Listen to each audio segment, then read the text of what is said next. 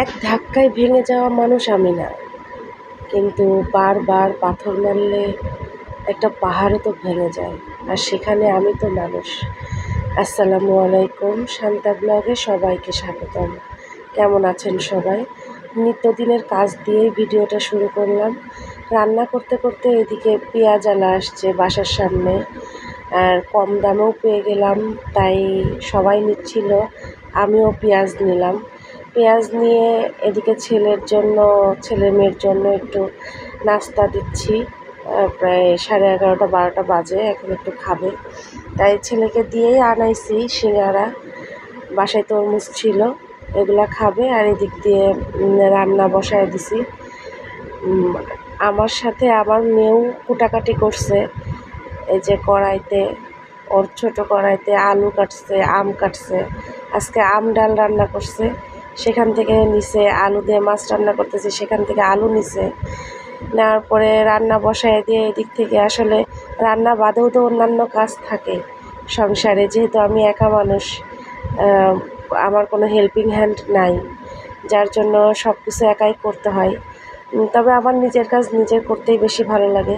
এদিক দিয়ে মেয়েকে গোসল পানি করিয়ে নিলাম, আর ছেলে কি যে বানাইছে, ইউটিউব দেখে গুগল দেখে এগুলা সব বানাই।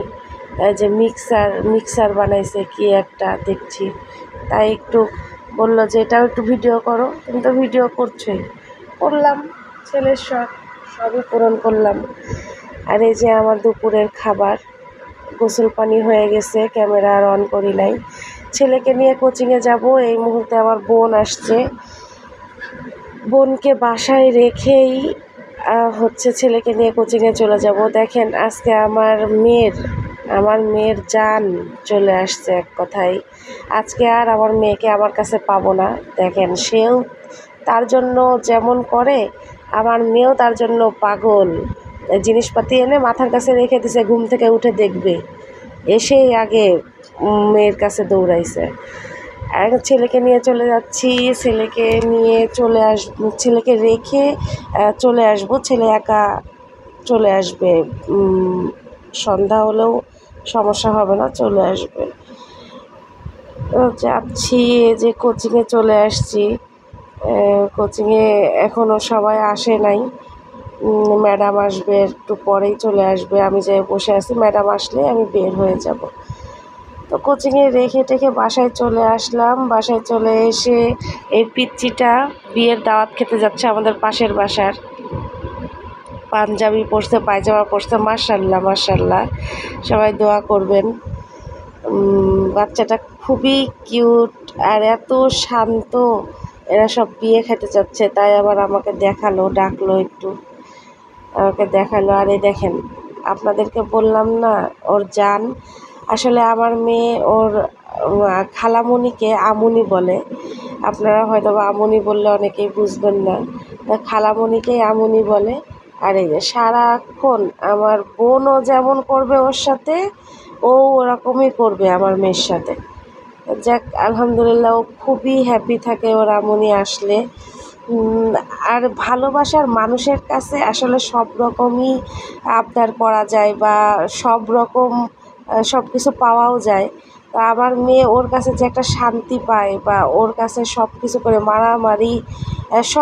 মারামারিও করে, আদরও করে, ওকে ছাড়া থাকতেও পারবে না। ও যেদিনকে চলে যায় তারপরে 2 দিন ওর কাঁদতেই যায়, মানে এই হচ্ছে আমার মেয়ের ব্যাপার।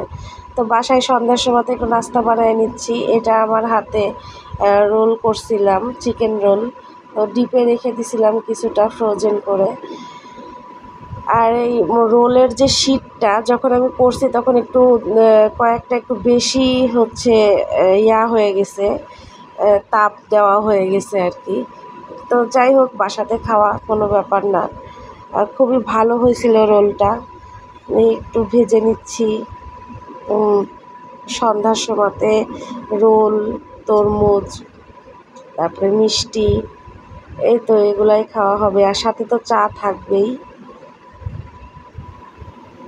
রোলটা খেয়ে আপু বলতেছিল খুবই খুবই মজা হয়েছে। আমার ছেলের তো খুব পছন্দের রোল, আর কি বলবো। আর বোনকে দিছি তরমুজ কাটতে। আর আমার বোনের একটা অভ্যাস, সে বাসাতে সব কাজকাম করবে, কিন্তু যখনই আমার এখানে আসবে ও কিচ্ছু করতে পারে না, খালি গড়ায় বেড়ায়। এই ঘরে হয়তো বা দেখবেন মেঝেতে শুয়ে আছে, না হলে ওই ঘরের বিছানাতে শুয়ে আছে, ওকে যাওয়া দেখা মানেই ও শুয়ে আছে।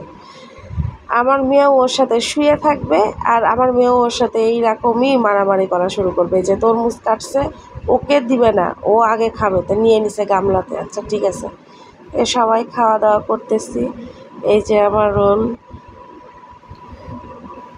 তরমুজটাও খুবই খুবই মজা ছিল, আলহামদুলিল্লাহ, খুবই ভালো লাগছে তরমুজটাও। আমি যে কয়দিন তরমুজ কিনছি একদিনও ঠকি নাই। এই দেখেন, আর আমার কাছে আসবে না, আমার ঝামেলা নাই, সবসময় ওর আমনির কাছে।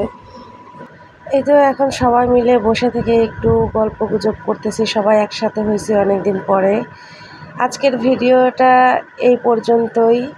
ভালো থাকবেন সবাই, আমাদের চ্যানেলের পাশে থাকবেন, আমাদের জন্য দোয়া করবেন।